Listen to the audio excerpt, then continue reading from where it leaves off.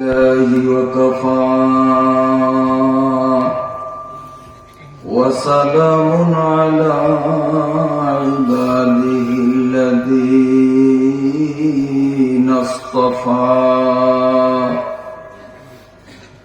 خصوصا على سيدنا محمد المصطفى المجتبى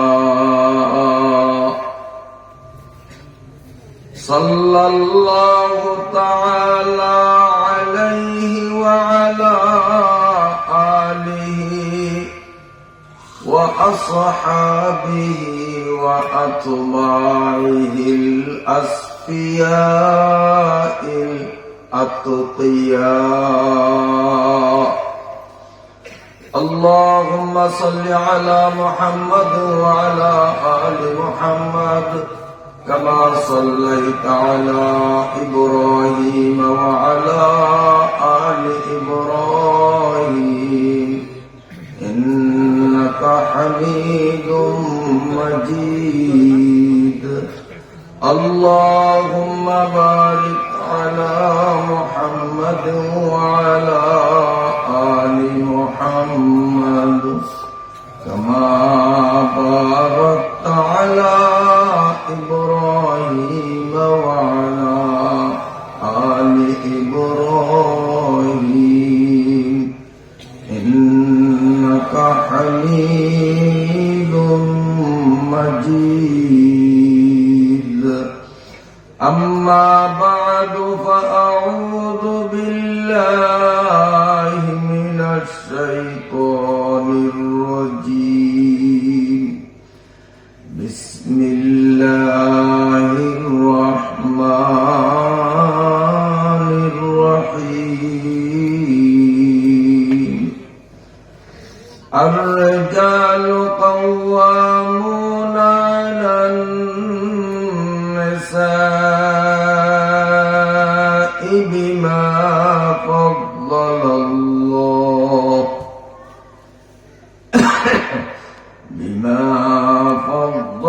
الله بعضهم على بعض وبما أنفقوا من أموالهم. فالصالحات قانتات حافظات للغيب بما حفظ الله. واللاتي تخافون نشوزهن فعظوهن واهجروهن في المضاجع واضربوهن فإن أطعنكم فلا تبغوا عليهن سبيلا إن الله كان عليا كبيرا. صدق الله مولانا العظيم وصدق نبينا الأمين ونحن على ذلك لمن الشاهدين. برهانউদ্দিন থানাধীন দেউলা ইউনিয়নস্থ উত্তর চর আলগি চানগাজী হাওলাদার বাড়ি জামে মসজিদ ও যুব সমাজের উদ্যোগে একটানা 3 দিন ব্যাপী আয়োজিত বার্ষিক 6ষ্ঠ বার্ষিক তাফসীরুল কোরআন মাহফিলের আজ শেষ দিন 17 ডিসেম্বর 2025 শেষ দিনের সমাপনী পর্বের মহতারম সভাপতি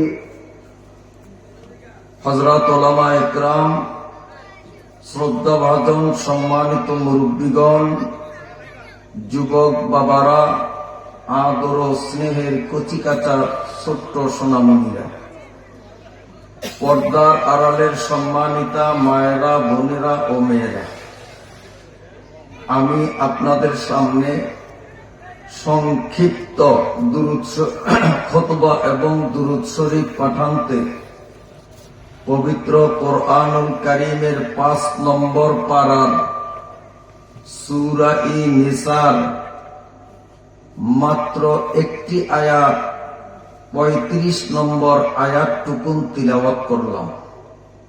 আল্লাহ তাআলা যদি তৌফিক দান করেন, সূরা নিসার থেকে তিলাওয়াতকৃত আয়াতের মর্মে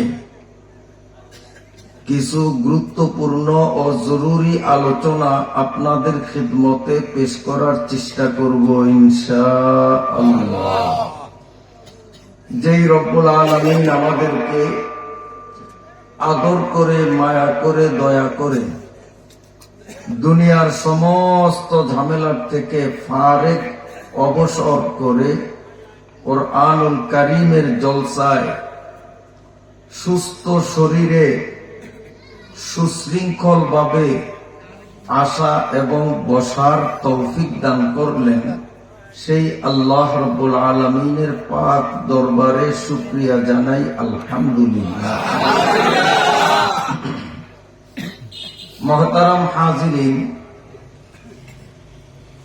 আমাদের আসল পরিচয় আমরা মুসলিম বা মুসলমান, ঠিক আছে না? হাওলাদার, তালুকদার সেটা ভিন্ন পরিচয়। আমাদের আসল পরিচয় আমরা বলেন না মুসলমান। নিজের পরিচয় মুসলিম বলে দিবে সন্তুষ্ট চিত্তে, গর্ব ভরে। ওয়াকালা ইন্নানি, এরকম ডিস্টার্ব যদি শুরুতেই করো তো কেমন হবে? মুসলমান নিজেকে মুসলমান বলে পরিচয় দিবে, গর্ববোধ করে, লজ্জা বোধ করে না। বলুন আমরা কি? আমাদের পরিচয় কি? আমরা মুসলিম বা মুসলমান, যাই বলেন একই অর্থ। আমাদের ধর্ম হলো ইসলাম।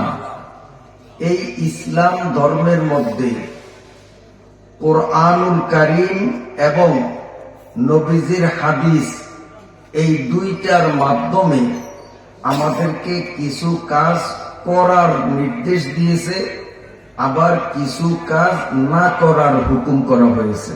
না বেশ কম আছে? কিছু কাজ বাধ্যতামূলক, এগুলো করা লাগবে। কিছু কাজ বাধ্যতামূলক নিষেধ, এটার কাছেও যাইতে পারবে না। এই করা আর না করার নাম হলো ইবাদত বা আমল। ইবাদত আর আমল বুঝছি তো এখন? যেগুলো করতে বলা হয়েছে সেগুলো করা, যেগুলো ছাড়তে বলা হয়েছে সেগুলো ছেড়ে দেওয়া, না করা। এই করা আর না করাটাকে এক কথায় ইবাদতও বলা হয়, আমলও বলা হয়। এই ওয়াজ মাহফিল, তাফসীর মাহফিলের উদ্দেশ্য হলো কোরআন এবং হাদিসের মাধ্যমে যে করা আর না করার হুকুম আল্লাহ আমাদেরকে করেছেন, সেইগুলি মানার মতো একটা যোগ্যতা, মন মানসিকতা নিজের মধ্যে সৃষ্টি করা। এটাই হলো ওয়াজ মাহফিল, তাফসীর মাহফিলের আসল উদ্দেশ্য। এখন যেগুলো করতে বলা হয়েছে সেগুলো করতে গেলে একটু কষ্ট আছে। যেগুলো ছাড়তে বলা হয়েছে এগুলো ছাড়তেও একটু কষ্ট আছে। কষ্ট নাই যে তা না। যেমন উদাহরণত বলি, নামাজ পড়তে বলা হয়েছে, বিশেষ করিয়া শীতের দিনে এশার নামাজ, ফরজ নামাজ তো কত কষ্টের নামাজ, কি বলেন? গরমকালের তুলনায় কষ্ট একটু বেশি না? অনেক বেশি। রোজা করতে বলা হয়েছে, রোজাটা যদি চৈত্র অথবা বৈশাখ মাসে আসে তো রোজাটা পালন করতে একটু কষ্ট হয় না? না হয়। পৌষ মাঘে হইলে কষ্ট কম হয়, কিন্তু চৈত্র বৈশাখে হইলে কষ্ট। 17 বছরের একটা সুন্দরী রূপসী মেয়ে গায়ে মাথার বুক পিঠের কাপড় ফালাইয়া যদি আমার সামনে নাচানাচি কোদাকুদি করে, তো তার দিকে এক নজর না তাকাইয়া চোখটারে ঘুরাইয়া অন্যদিকে দেওয়া মনের দিক থেকে একটু কষ্ট না, অনেক কষ্ট। কত সত্য না মিথ্যা? অনেক কষ্ট। তো আল্লাহ যেগুলো করতে বলছেন এগুলো করতেও কষ্ট, যেগুলো ছাড়তে বলছেন এগুলো ছাড়িয়া দিতেও একটু কষ্ট। তবে এই কষ্টটা সীমিত জীবনের, সীমিত সময়ের, চিরকালের কষ্ট না। ফজরের উজুটা যতক্ষণ করলাম ততক্ষণ একটু কষ্ট, ঠান্ডা লাগছে, এরপরে গরম কাপড় সবর করছি, ঠান্ডা আছে। এরপরে হাইটা হাইটা মসজিদে গেলাম, বাহিরে ঠান্ডা বাতাস গায়ে লাগছে, কষ্ট।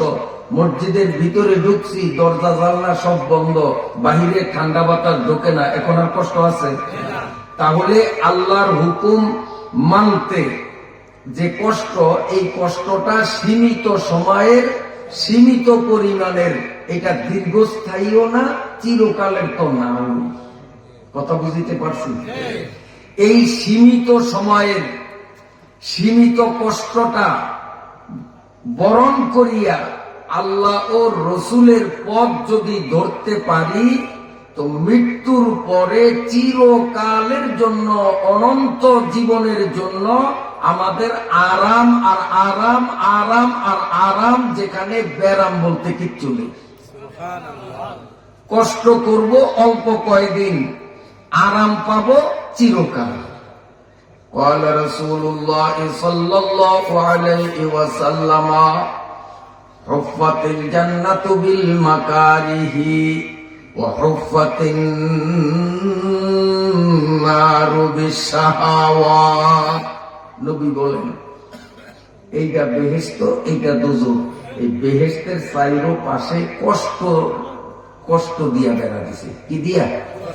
বেহেশতে যদি ইন্ডিয়া যাইতে চাই তাও কষ্ট, এদিক দিয়া কষ্ট, ওদিক দিয়া কষ্ট, এদিক দিয়া, মানে বেহেশতে যাইতে হলেই আমার কষ্ট করা লাগবে।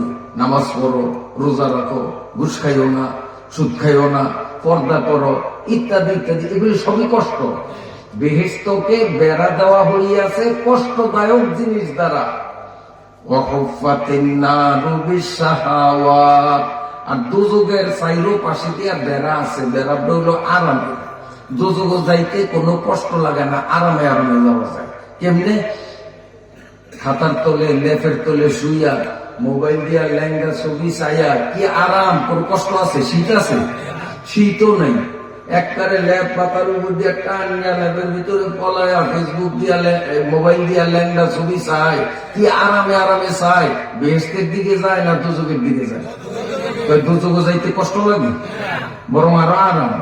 সুদ, ওরে বাবা, 1000 টাকা দিলেই 500 টাকা সুদ, কি আরাম! সুদের টাকা দিয়া বড় বড় মাছ কিনে, কি আরাম! গাইডের টাকা খরচ হয় না, যাই কই দোজখে না বেহেশতে? তো দোজখে যাইতে আরাম আর বেহেশতে যাইতে কষ্ট। এই কথাটা আমরা বুঝি নাই, কিন্তু সাহাবা ইকরাম ওনারাও মনে হয় বুঝে নেন। কি কোন সাহাবিরা বলছে? আমরা তো মুসলমান হইছি গরু খাইয়া, আর সাহাবা ইকরাম মুসলমান হইছে এই কথা বুঝিয়া যে বেহেশতে যাইতে হইলে কষ্ট করা লাগবে, দোজখে যাইতে কষ্ট করা লাগবে না, আরামে আরামে যাওয়া যাবে। এই কথাটা বুঝিয়া সাহাবীরা মুসলমান হইছে, আর আমরা গরু খাইয়া মুসলমান হইছি। আল্লাহ! আজকে আমাদের দেশে এক শ্রেণীর মানুষ, যদি টাকা পয়সা হয়, এক সময় কিচ্ছু ছিল না, এখন কোটি কোটি টাকার মালিক। টাকার একটা গরম আছে না? পুরি বাপরে বাপ, টাকার গরমে এখন মানুষে মানুষ বলিয়া মনে করে না। ওর এখনো দাড়িও ওঠে নাই, মনে করেন 10 কোটি টাকার মালিক, আর দাড়ি উঠবে উঠবে বাপ। ফাঁকা দাড়ি ওর দাদার দাদার বয়সী, দাদার বয়সী না, দাদারও দাদার বয়সী, বুড়া মানুষ। এই বুড়া মানুষের তুই টাঙ্গার করিয়া কথা পাই। গরমটা কি? টাকার গরম। বুড়া মানুষের তুই তুমি করিয়া কথা বলে, মান ইজ্জত নষ্ট করে, টাকার গরম। এই টাকার গরমে শুধু বুড়া মুরব্বীদেরকেই যে তুচ্ছ তাচ্ছিল্য করে তা না, আলেম ওলামাদেরকে তো মোটে ফাঁসই দেয় না। মোল্লার দৌর মসজিদ পর্যন্ত। তো গাদা, মোল্লার দৌর মসজিদ পর্যন্ত হইব না হইব কোন পর্যন্ত? মোল্লার দৌর কি মন্দির পর্যন্ত হইব? মোল্লার দৌর কি সিনেমা পর্যন্ত হইব? মোল্লার দৌর কি যাত্রার প্যান্ডেলে হইব? মোল্লার দৌর তো মসজিদেই হইব। ওরা শব্দটারে বলে গালি হিসাবে, আসলে শব্দটা গালি না, এটা মোল্লার জন্য প্রশংসা। মোল্লার দৌর মসজিদ, এটা কি খারাপ কথা? চাই গালি দিতে, কিন্তু আল্লাহ ওর মুখ দিয়ে সুনাম বাই করিয়া দেয়। মোল্লার দৌর মসজিদে ও মনে করে আমি একটা গাইল দিছি হুজুরের, আসলে তো গালি দেশ না, কিন্তু হুজুরের প্রশংসা করি যে হুজুরের গালি হইতো যদি কইতি যে মোল্লার দৌর মন্দির পর্যন্ত, তাইলে যেহেতু গালি। তো গালি দিতে চায়, কিন্তু আল্লাহ কৌশল করিয়া তার মুখ দিয়া প্রশংসা বাই করিয়া দেয়। সুবহানাল্লাহ, সুবহানাল্লাহ, সুবহানাল্লাহ। এই মানুষগুলো ধনের গরমে, টাকার গরমে আলেম ওলামাদের পাশ দেয় না, মুরব্বি করে মূল্যায়ন করে না, নামাজ রোজার কথা কেউ বলার সাহসই তাদের পায় না, ধর্মকর্ম করে না, টাকার গরমে। টাকা আছে, টাকার আইজ আছে, কাইল নাই। চোখের সামনেই আমরা দেখি কোটিপতি পথের ভিখারি, আবার পথের ভিখারি কোটিপতি। এমন লোক যাদের দাপটে দেশের মাটি কাঁপত, দেখা যায় তার নাতিপুতিরা রিক্সা চালায়, ঠেলাগাড়ি ঠেলে, আছে না না? হাজার হাজার প্রমাণ আমাদের সামনে। যার মা বাবা বাড়ি বাড়ি ভিক্ষার ঝুলি নিয়ে হাঁটছে, আজকে দেখা যায় সেই ভিক্ষুকের সন্তান ঢাকা গুলশান বনানীতে এসি রুমে থাকে, আছে না না? তো টাকার এত গরম কিসের রে বেটা? টাকা তো হাতের ময়লা, এই আছে এই নাই। এই টাকার গরমে অনেক মানুষ নামাজ রোজা করে না, শরীয়ত মানে না। আমি তাদেরকে বলবো, নবীজির একজন বিশিষ্ট সাহাবী, তার নাম হযরত ওসমান গনি। কি নাম বলেন? নাম কিন্তু ওসমান গনি না, নাম হইল ওসমান। কিন্তু শুধু ওসমান বলে না, দুনিয়ার মানুষ আরেকটা শব্দ বাড়াইয়া দেয়। ওনার বাপ মায় ওনার নাম রাখছে শুধু ওসমান, কিন্তু পৃথিবীর মানুষ ওনারে শুধু ওসমান বলে না, কি বলে? ওসমান গনি। গনি মানে ধনী। আমরা বাংলাতে বলি নয় দীর্ঘানি ধনী। এই ধনীর আরবি অনুবাদ হইল গাইন নুন ইয়া, গনি। তো ওসমানের গনি কয়, গনি মানে কি? ধনী। তো ওসমান গনি অর্থ ধনী ওসমান। তিনি কেমন ধনী? কেমন ধনী? যিনি এক একদিন খরাত দিতেন কয়েকশো কোটি টাকা। তো যেই বেটা কয়েকশো কোটি টাকা খয়রাত দেয় একদিন, সেই বেটাই কি আমাদের থেকে গরিব মনে হয়?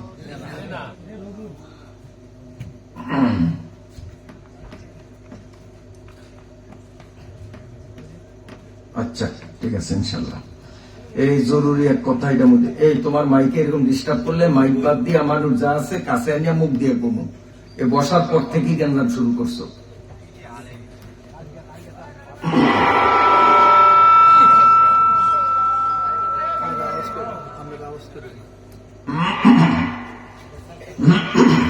আওয়াজ এখন কেন কেন করে, আওয়াজ স্পষ্ট হয় না, স্পষ্ট হয় না।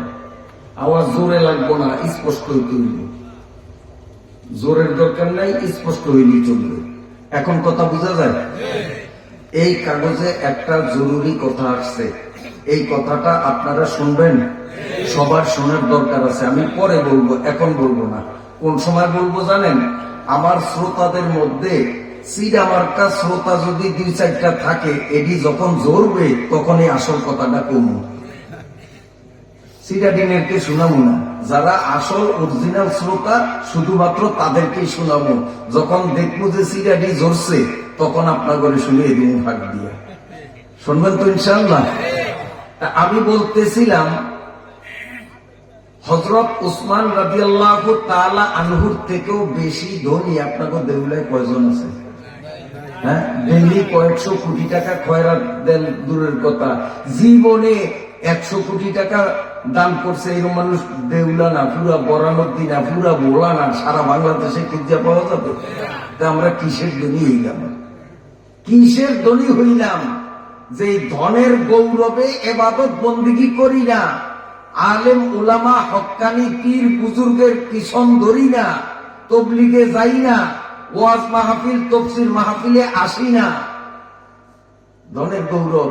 তো তোমার আমার যেই ধন, ওসমানের সামনে তো এটা হিসাবেই।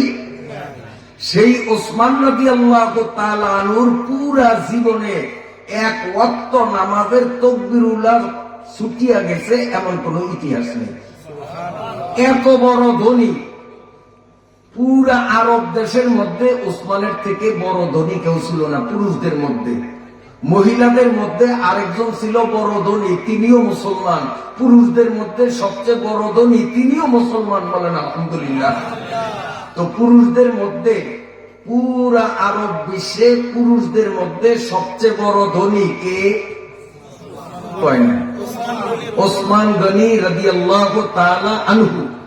আবার পুরা আরব দেশের মধ্যে মহিলাদের মধ্যে একজন মহিলা সবচেয়ে ধনী, ওনার মতো ধনী আর কেউ মুসলমান, কাফের, ইহুদি কোন বংশে কেউ ছিল না। আরেকজন মুসলমান মহিলা, তার নামটাও এখন বলবো না, ওই সিরাজি জরনের পরে বলবো, ঠিক আছে ইনশাআল্লাহ। আল্লাহ, আশা করি সিরা নাই, আশা করি সিটা নাই। অতএব বেশি দেরি করবো না, অল্প সময়ের মধ্যেই বলবো ইনশাআল্লাহ। জোরে কন্যা ইনশাআল্লাহ। ওসমান রাদিয়াল্লাহু তাআলা আনহু এত বড় ধনী, এত সম্পদের মালিক, যিনি আন্তর্জাতিক ভাবে গোটা বিশ্বের সাথে ব্যবসা বাণিজ্য করতেন। এত বড় ব্যবসায়ী, তারপরেও জীবনে এক ওয়াক্ত নামাজ ছুটবে তো দূরের কথা, এক ওয়াক্ত নামাজের জমাত ছুটবে তো দূরের কথা, এক ওয়াক্ত নামাজের তাকবীরে উলাও ছোটে নাই। তাকবীর উলা বুঝেন? ওই যে ইমাম সাহেব প্রথম আল্লাহু আকবার বলার পরে কতক্ষণ চুপ থাকিয়া সুবহানাকা পড়ে, তারপরে আলহামদু সূরা। এই আলহামদু সূরা শুরু করার আগ পর্যন্ত এই টাইমটারে কয় তাকবীরে উলার টাইম। এত বড় ধনী হইল, তার এক ওয়াক্ত তাকবীরে উলা ছুটল না। আর 2, 4, 5, 10,000 টাকার মালিক হইলি আর নামাজ পড়ে না, ঠিক না? ধনের গৌরব, ব্যবসা নিয়ে ব্যস্ত। তালুকদার বাজার আমার দোকান, নামাজ পড়ি কতক্ষণে, দোকানদারি করতে হয়, দোকানদারির ঝামেলায় নামাজের টাইম পায় না। আছে নিয়ে ইমাম কাউন্সিল। এই গেল এক শ্রেণীর। আরেক শ্রেণীর মানুষ আছে, এরাও নামাজ রোজা করে না, দিন শরীয়ত মানে না, রমজান মাসে রোজা রাখে না। তাদের অজুহাত কি? তাদের অজুহাত, রোজা নামাজ আমরা করতাম পারি, আমরা হইলাম গরিব মানুষ, বদলা কামলা দিয়া খাই, রিক্সা চালাই, আমরা কি রোজা নামাজ করতে পারি? রোজা নামাজ আগে টাকা আছে, পয়সা আছে, আর হুজুরে আজারিয়া পায়, হুজুরা করে, আমরা পারি গরিবেরা। কথা বলে কিছু লোক আছেন যে আমরা কেমনে রোজা রাখবো, বদলা দেওয়া লাগে, রিক্সা চালান লাগে, আমরা কেমনে নামাজ পড়বো, পরের কাজ করা লাগে। গরিবের দোহাই দিয়া অনেক মানুষ আমাদের দেশে ধর্মকর্ম মানে না। তাদেরকে বলবো, একজন সাহাবী, তার থেকে আপনারা মনে হয় বড় গরিব কিনা নিজেরা নিজের হিসাব মিলাইবেন। সাহাবীর নাম তলহা। বলেন কি নাম? একজন নবীর একজন সাহাবী, কি নাম? সবাই বলেন। এই শোনেন তলহার ঘটনা। রাসূলুল্লাহ সাল্লাল্লাহু আলাইহি সাল্লামের পিছনে 5 ওয়াক্ত নামাজ মদিনার মসজিদে পড়তেন নবীর সাহাবী তলহা রাদিয়াল্লাহু তাআলা আনহু। 5 ওয়াক্ত নামাজ নবীজির পিছনে পড়তেন। কিন্তু ওনার একটা স্বভাব ছিল কি জানেন? নবীজি যখনই নামাজের আসসালামু আলাইকুম ওয়া রাহমাতুল্লাহ, আসসালামু আলাইকুম ওয়া রাহমাতুল্লাহ সালাম ফিরাইতেন, এই তলহার লেজ উস্কিয়ে দিত দূর বাড়ির দিকে। অথচ হুজুরে নামাজের পরে প্রতিদিন কিছু না কিছু ওয়াজ নসিহত শুনাইতেন। তলহা হুজুরের ওয়াজ শুনত না। এইটা অনেক সাহাবীদের চৌকে ধরা হচ্ছে যে ওই নবীজির ওয়াজে আসলো না, ওই নবীজির ওয়াজে বসে না, সালাম ফিরে নিয়ে উঠে দৌড় দেয়।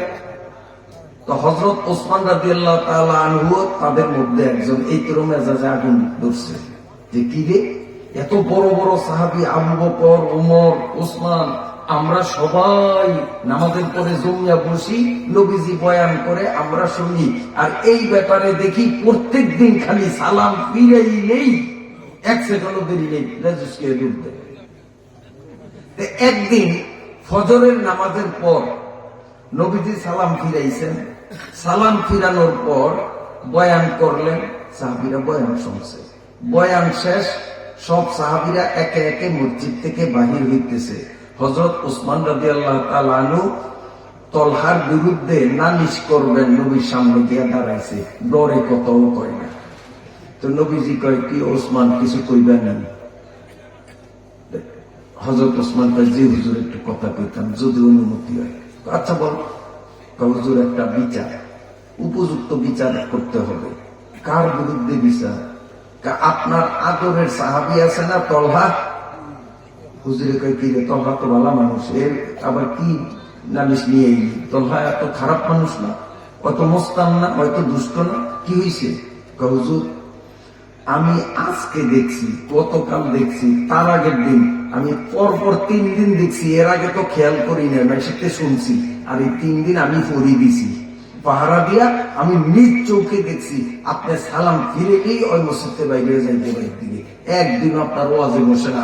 আপনি হলেন রহমাতুল লিল আলামিন, আখিরি নবী, বিষ্ণু নবী, আপনার এক একটা কথার দাম কোটি টাকার চেয়েও বেশি। এই তলহায় আপনার ওয়াজের গুরুত্ব দেয় না, সালাম ফিরেলেই বাড়ির দিকে কেন যায়? তলহার বিচার করতে হবে। আপনারা বলেন নালিশটা ঠিক হয় না? নালিশটা ঠিক হয় না? যে নবী ওয়াজ করে আর নবীর ওয়াজ শুনে না। নবী মনে মনে ভাবলেন, কি তলহা তো মোস্তান না, তলহা তো খারাপ না, একতরফা কথা শুনিয়া কোনো অ্যাকশন নেওয়া যায় না। আমাদের দেশে কিন্তু আছে অনেক বিচারকরা, একতরফা একজনে গিয়া যখন আরেকজনের বিরুদ্ধে অভিযোগ দেয়, খুব খেপে এরা পাইলেই সাইজ করবো। আসলে একতরফা কথা শুনিয়া কোন সিদ্ধান্ত দেওয়া, এটা নির্বুদ্ধিতার পরিচয়। তো রাসূলুল্লাহ সাল্লাল্লাহু আলাইহি ওয়াসাল্লাম বললেন, ওসমান তোমার মামলা আমি গ্রহণ করছি, তবে একতরফা কথা শুনিয়া আমি রায় দিতে পারি না, তদন্ত করতে হবে। তখন হযরত ওমর রাদিয়াল্লাহু তাআলা বলেন যে, হুজুর তাহলে তাড়াতাড়ি একটা তদন্ত টিম তৈরি করিয়া দেন, জমাত বানিয়ে দেন, আমরা গিয়ে তদন্ত করি। হুজুর সাল্লাল্লাহু আলাইহি ওয়াসাল্লাম বললেন, ওসমান যখন আমার তলহার বিরুদ্ধে মামলা দিল, আমি তোমাদের প্রত্যেকের চেহারার দিকে তাকাইয়া বুঝতে পারছি, ওসমানের কথা শুনিয়া তোমরা প্রত্যেকেই আমার সাহাবী তলহার উপরে খেপিয়া গেছো। তোমাকে চেহারাই বোঝা যায় যে তোমরা তলহার উপরে খুব খেপছ।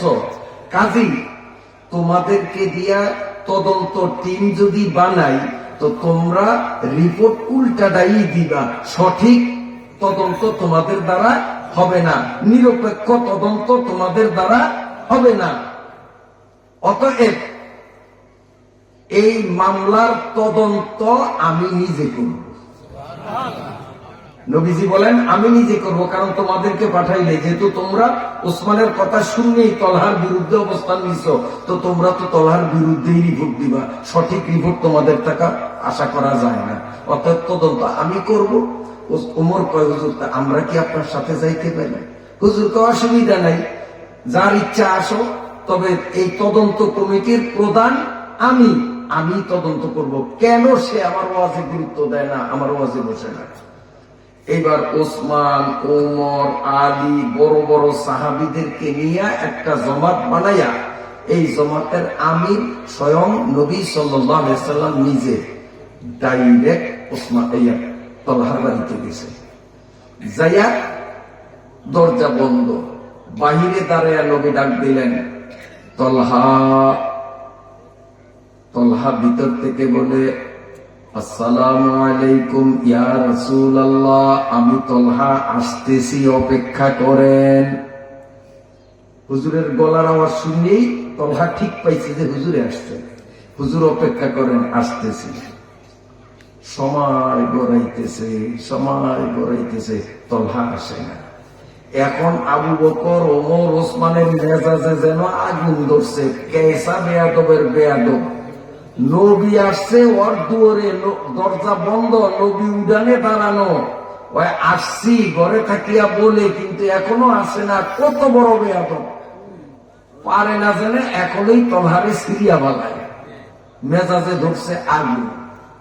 নবীজি একটু চেপে না, একটু রাগ করে না, একটু অনেকক্ষণ ঘরে গেল, তলহা আসে না। নবী ডাক দিলেন, কিরে তলহা, দরজা খুলবি না? হুজুর একটু অপেক্ষা করেন, আসতেছি। সাহাবীরা তো পারে না যেন দরজা ভাঙ্গিয়া ওরে উস্কে নিয়ে, মেজাজে সবাই আগুন বাড়ছে, কিন্তু নবী সামনে কিছু চালাকিও করণ যায় না। অনেকক্ষণ হয়ে গেল, না তলহা এটাই না। নবী তৃতীয়বার আবার ডাক দিলেন, কিরে তলহা, এ তলহা। হুজুর আসতেছি। কন্ত মেজাজটা কেমন লাগে। তখন ওমর রাদিয়াল্লাহু তাআলা আনহু কাউকে কিচ্ছু বলে নাই, কিচ্ছু বলে নাই। না বলিয়া উনি মজলিসের থেকে উঠিয়া ঘরের পিছনে গেছে। পিছন সাইডে আপনারা কি কোন সামলা, সামলা কোন না, এটা কিন্তু বইয়ের ভাষা না, এটা ওটা আমাদের বলার আঞ্চলিক ভাষা, গ্রাম্য ভাষা, সামলা। ওমর রাদিয়াল্লাহু তাআলা আনহু মজলিস থেকে উঠিয়া ঘরের সান্দায় গেছে। এই মিয়ার মনে সন্দেহ যে তলহার বিরুদ্ধে নবীর কাছে যে মামলা গেছে আর নবীজি তদন্তে আসছে, এই কেবল টের হয়েছে। এই জন্য পিছনের দূর দিয়ে আবার ফলাই কিনা চান্দা দিয়া, এই জন্য যাতে ফলান বললে খপ করিয়া গরম যায়। আর ওমর তো কেমন শক্ত মানুষ, তো সবাই জানেন, জানে শয়তানে ডরায়। যে রাস্তা দিয়া ওমর যায় 40 দিন পর্যন্ত ডরে, ওই রাস্তায় ইবলিসে আসে না। এই উমরের হাত থেকে বুঝি বাঁচবো, ওমর যে গাপটি দিয়া বইছে যে আমি ধরবো চান্দুনে, চান্দু বলাই, ওমর যে পিছিয়ে খাইছে। অমনি পিছন থেকে সামনে আসলো, আসছে ইয়া রাসূলুল্লাহ, ওসমান তলহার বিরুদ্ধে একটা মামলা দিছে, আপনার ওয়াজ কেন শোনে না? আমি ওমর বাদী হইয়া তলহার বিরুদ্ধে আর একটা মামলা দেব। নবী বলেন, কি মামলা? হুজুর, আমি আপনাদেরকে না বলিয়া ঘরের পিছন সাইডে গেলাম, ও পলাই কিনা, এই জন্য। কিন্তু গিয়া দেখলাম ওর ছোট্ট একটা নাবালেক ছেলে, উলঙ্গ, মাথার তালু থেকে পায়ের তালু পর্যন্ত কোন সুতার বস্তু ছেলেটার গায়ে নাই, একেবারে ল্যাংটা। একটা গাছের সাথে মোটা রশি দিয়া বান্ধা অবস্থায় এই ছেলেটা মা মা করে চিৎকার করে, আব্বু আব্বু করে চিৎকার করে। তলহা ঘরে থাকিয়াও তার সন্তানের কাছে যায় না, ওরে বন্ধন মুক্ত করে না। এমন প্রচন্ড শীতের মধ্যে নাবালেক শিশুটারে গাছের সঙ্গে বাঁধলো। ছেলেটা যত চিৎকার করতেছে, ওরে উদ্ধার করে না। মানবাধিকার লঙ্ঘন হলো। এই নাবালেক শিশুর উপরে এমন জুলুম কেন করলো?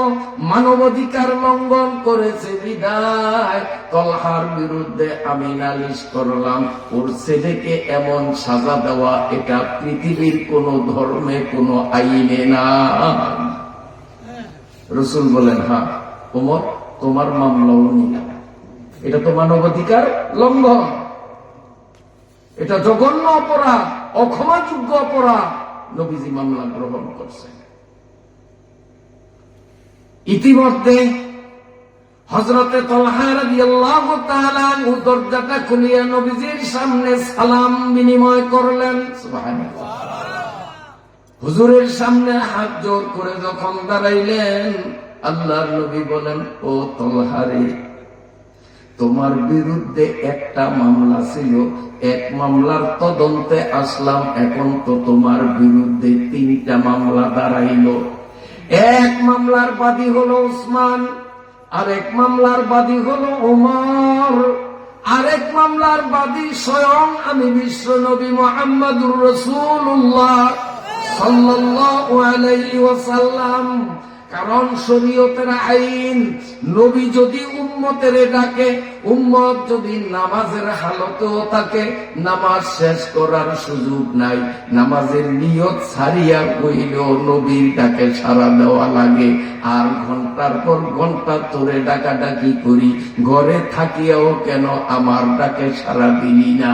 তোর বিরুদ্ধে 3 নম্বর মামলার বাদী হইলাম আমি।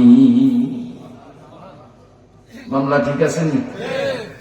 নবী যে বলছে আমি বাদী হইয়া তোর বিরুদ্ধে আমার কোর্টে আমি মামলা দিলাম, সরকার বাদী মামলা। আমার সাথে তুই বেয়াদবি করলি, ঘরে না থাকতি এক কথা ছিল, ঘরে থাকিয়াও আসলি না, আমার ডাক গ্রাহ্য করলি না, খালি আসতেছি আসতেছি আসতেছি। আপনারা বলেন এটা বেয়াদবি হবে কিনা? হযরতে তলহা রাদিয়াল্লাহু তাআলা আনহু হাত জোর করে দাঁড়িয়ে রইলেন। নবীজি বলেন, ও তলহা, একে একে 3টা মামলার কৈফিয়ত তোমার থেকে আমরা চাই। হযরতে তলহা বললেন, নবী গো, আমার বিরুদ্ধে জঘন্য 3টা মামলা দায়ের হলো। ও নবী, কোন মামলার কৈফিয়ত আগে দিতে হবে আপনি একটু বলুন। ওসমানেরটার কৈফিয়ত না ওমরেরটার কৈফিয়ত না আপনারটার কৈফিয়ত, কোনটা? আল্লাহ নবী বলেন, তোমার ইচ্ছা, তবে 3টা মামলার কৈফিয়ত তোমাকে অবশ্যই দেওয়া লাগবে। এবার হযরতে তলহা রাদিয়াল্লাহু তাআলা আনহু বলেন, ইয়া রাসূলুল্লাহ, সত্য ঘটনা হলো আমার এই ঘরের মধ্যে এই যে আমার পরনে একটা চাদর দেখেন, এই একখানা চাদর ছাড়া আমার ঘরে সুতার বস্তু বলতে আর কিছু না। ঘরে শুধু একটা চাদর, যে চাদরটা উনি পরিয়ে আসছেন, আমরা লুঙ্গি যেরকম পরি এরকম। ইয়া রাসূলুল্লাহ, আমার ঘরের মধ্যে আর কোন সুতার বস্তু বলতে না, আমি এতটাই গরিব। মসজিদে নববীতে যখন আযান হইয়া যায়, আমার বড় ঘরের মাঝখানে একটা গভীর গর্ত করেছি, আমার স্ত্রীর ল্যাংটা করিয়া ওই গর্তের মধ্যে দাঁড় করাইয়া চাদরখানা পরিয়া আমি আপনার পিছনে জামাতে নামাজ আদায় করি। নবী গো, আমি যদি আপনার ওয়াজে বসিয়া থাকি, আমার স্ত্রী তো ঘরে কাপড় না থাকার কারণে গর্তের মধ্যে ল্যাংটা অবস্থায় দাঁড়ানো, নামাজের ওয়াক্ত চলে যাবে, আমার স্ত্রীর নামাজ কাজা হয়ে যাবে। এই জন্য আপনি সালাম ফিরাইলে এক দৌড়ে বাড়িতে যাইয়া আমার পরন থেকে চাদরটা খুলিয়া স্ত্রীরে দেই, স্ত্রী চাদরটা পরিয়া গর্তের থেকে উঠিয়া নামাজ পড়ে। ইয়া রাসূলুল্লাহ, আমি তখন উলঙ্গ থাকি,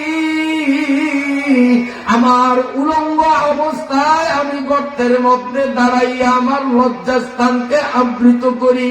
ইয়া রাসূলুল্লাহ, আপনি যখন ডাক দিলেন তখন আমি ল্যাংটা অবস্থায় গর্তের মধ্যে দাঁড়ানো, আর আমার স্ত্রী এই চাদরটা পরা অবস্থায় সে নামাজের মধ্যে ছিল। ও নামাজের সালাম ফিরাইল, আর ওরে ল্যাংটা করিয়া গর্তে রাখিয়া এই চাদরখানা পরিয়া আমি আসলাম। নবী, আপনি ডাকছেন, আমার মন পাগল যে আপনার কাছে কত তাড়াতাড়ি আসা যায়, কিন্তু ল্যাংটা উলঙ্গ কিভাবে আপনার কাছে আসি? আল্লাহ নবীর দুটি চক্ষু থেকে টপ করে পানি পড়া আরম্ভ হয়ে গেছে। হযরত ওসমানের 2 চোখ বেয়ে বেয়ে পানি পড়তেছে। ওসমান রাদিয়াল্লাহু তাআলা আনহু তলহার পা ধরিয়া বলে, ভাইজা, আমারে আল্লাহর ওয়াস্তে মাফ করিয়া দে, আমি ভুল বুঝেছি।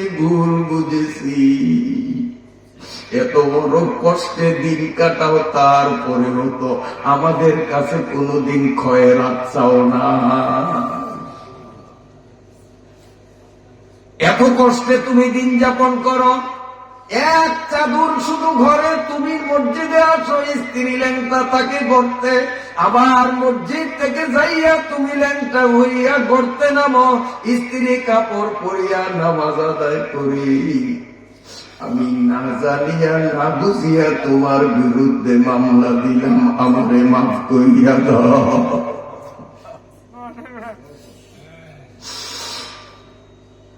হযরত ওমর কান্দে, আবু বকর কান্দে। নবী বলেন, কিরে উমর, কিরে উসমান, কি বুঝলি, কি বুঝলি? এক গুলিতে দুই শিকার। ওর এই কৈফিয়ত বলাতেই তো উসমানের মামলাও শেষ, আমার মামলাও শেষ আছে, দুইটাই তো শেষ। নবীর কাছে আসতে পারে নাই কেন, সেটাও পরিষ্কার। আর নামাজ শেষে নবীর ওয়াজ না শুনিয়া ঘরে কেন দৌড়ায়, এটাও তো শেষ। রইল মামলা ওমরেরটা। নবীজি চোখের পানি মুছতেছেন আর বলতেছেন, ও আমার সাহাবী তলহা, দুই মামলার থেকে তুমি খালাস পাইছো, এবার ওমরের মামলার কৈফিয়ত দাও। যুবক সাহাবী তলহার দুই চক্ষু দিয়া গড়াইয়া গড়াইয়া পানি পড়ে। কান্দে আর বলে, ইয়া রাসূলুল্লাহ, ইয়া হাবিবাল্লাহ, হুজুর, আমার বাড়ির পাশের বাড়িটা হলো এক ইহুদির বাড়ি। ওই ইহুদির বাড়িতে তার একটা খেজুর গাছ, এই খেজুর গাছের মাথাটা ঝুঁকে আমার উঠানের দিকে নেমে আসে। ওর গাছের খাজুর গুলি পাকিয়া গেছে, ইহুদিরে যত বলি তোর খাজুর পাকছে এগুলো কাটিয়া নে, ও কাটে না। দৈনিক 2-4টা খাজুর, পাকা খাজুর গাছের থেকে মাটিতে পড়ে। ইয়া রাসূলুল্লাহ, হুজুর, আমি যখন ফজরের নামাজ পড়ার জন্য মসজিদের দিকে রওনা দেই, আমার স্ত্রী বলে, ও স্বামী, আপনি যাবেন মসজিদে, আর আমি ল্যাংটা গর্তের মধ্যে দাঁড়ানো, উঠতে পারবো না। আজকে 3 দিন যাবত আমাদের চুলায় আগুন জ্বলে নাই, 3 দিন পর্যন্ত কোনো খাবার আমাদের মুখে তুলতে পারি না। আমাদের অবুঝ সন্তান ছেলেটা ক্ষুধায় কাতর, আমি থাকবো গর্তে আর আপনি থাকবেন মসজিদে। এই অবসরে আমাদের ক্ষুধার্ত নাবালেগ অবুঝ শিশুটা উঠানে যাইয়া ইহুদির গাছের পরা খাজুর গুলো কুড়াইয়া কুড়াইয়া খাইবে। কিয়ামতের আদালতে পরের হক নষ্টের মামলায় তুমি আমি আটকাইয়া পড়ব। গর্জে কামরা পাকে দাঁড়ি আল্লাহ, গর্জে কামরা পাকে দাঁড়ি আজহারাম, মর্দে ইমানদার বাসি ও আসসালাম। ও স্বামী, আমাদের সন্তান ক্ষুধার তাড়নায় অবুঝ শিশু ইহুদির গাছ থেকে পতিত খাজুর গুলো কুড়াইয়া কুড়াইয়া খাবে। কিয়ামতের আদালতে আল্লাহ রাব্বুল আলামিন আমারে আর তোমারে যদি ধরে, তোমাদের সন্তান পরের হক কেন খাইল, কি জবাব আমরা দেব? ইয়া রাসূলুল্লাহ, তখন আমি আমার ছেলেটারে কোলে নিয়া, ল্যাংটা ছেলেটারে কোলে নিয়া মসজিদের দিকে রওনা দিলাম। ইয়া রাসূলুল্লাহ, মসজিদ আর আমার বাসার মাঝামাঝি যখন গেলাম, আমার মন আমারে বলে, তলহা রে, তোর ছেলের এখনো পুরাপুরি বুদ্ধি হয় নাই, এরে যদি মসজিদে নিয়ে এক জায়গায় বসাইয়াও রাখো, এরপরে তুমি নামাজে মগ্ন হইলে এই ছেলে জোরে জোরে চিৎকার করতে পারে, মুসল্লিদের সামনে দিয়া দৌড়াদৌড়ি করতে পারে, মসজিদ ঘরের মধ্যে পেশাব পায়খানাও করিয়া দিতে পারে। কি বলেন, পারে কি পারে না? ইয়া রাসূলুল্লাহ, আমার মন আমারে মনে করে মসজিদে নেওয়া ঠিক হবে না, বার বাড়িতেও রাখা যায় না, কি করব ইয়া রাসূলুল্লাহ, হিসাব কিতাব মিলাইতে পারি না। শেষ পর্যন্ত মোটা একটা রশি নিয়া এই রশি দিয়া তার কোমরটাকে একটা গাছের সাথে বেঁধে রাখছি গো নবী, যাতে করে ইহুদির গাছের ফল খাওয়ার সুযোগ হলো। এবং শীতের মধ্যে ওরে কাপড় প্রত্যেকে দিব, আমার তো টাকা পয়সাও না। এত নিতান্ত অসহায় দরিদ্র নাবালেগ বাচ্চাটার গায়ে একটা পুরান কাপড় কিনে দিবেন সেই সক্ষমতা ছিল না। স্বামী স্ত্রী দুইজনে মাত্র একটা চাদর ব্যবহার করিয়া দিন মাস সপ্তাহ বছর কাটাইয়া দিতেন। এত গরিব হওয়া সত্ত্বেও তলহার জীবনে এক ওয়াক্ত নামাজের তাকবীরে উলা ছোটে নাই। আমার মনে হয় বাংলাদেশের মুসলমান তলহার থেকেও গরিব, তলহার থেকেও গরিব। তো তলহার দিন, ইমান, আমল, আখলাক গরিব হওয়ার কারণে নষ্ট হলো না, আমাদের কেন নষ্ট হলো? কাজে গরিব হওয়ার কারণে ইবাদত করতে পারি না, এই কথা আদৌ গ্রহণযোগ্য নয়। কি বলে? আরেকজন সাহাবীর করুণ ইতিহাস, ওই যে বলছি আল্লাহর হুকুম মানতে কষ্ট, আল্লাহ যেগুলো ছাড়তে বলছেন সেগুলো ছাড়িয়া দিতেও কষ্ট। এই কষ্টটা সীমিত জীবনের সীমিত সময় যদি সহ্য করতে পারি, অনন্ত অসীম কালের জন্য জান্নাতে আমরা শান্তি পাব। এই কথাগুলি সাহাবীরা বুঝছেন, যার কারণে যতই কষ্ট হয়েছে তারা দিন শরীয়ত ছাড়ে না। उल्फत में बराबर है अपाहो के दफाहो, उल्फत में बराबर है अपाहो के दफाहो, हर चीज में लज्जत है अगर दिल में मजा हो, हर चीज में लज्जत है अगर दिल में मजा हो। আসলে ঈমানের মজা, আমলের মজা, জান্নাতের মজা আমাদের অন্তরে নাই, যার কারণে কেউ ধনীর অজুহাত দেখাইয়া, আবার কেউ বা গরিব হওয়ার অজুহাত দেখাইয়া ধর্ম কর্ম মানতেছি না।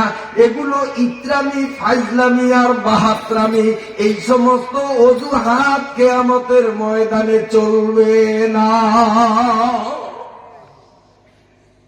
নবীজির আরেকজন সাহাবী, শোনেন, অল্প বয়সী একটা ছেলে, জুয়ানরা শোনো, বয়স কম, ওর মা বাবা, আত্মীয় স্বজন, গ্রামবাসী সবাই হইল কাফের। কাফেরের ঘরে ওই যুবক ছেলেটাও কাফের, সাবালেক, নতুন সাবালেক হয়েছে, এই ধরেন 17-18 বছর বয়স।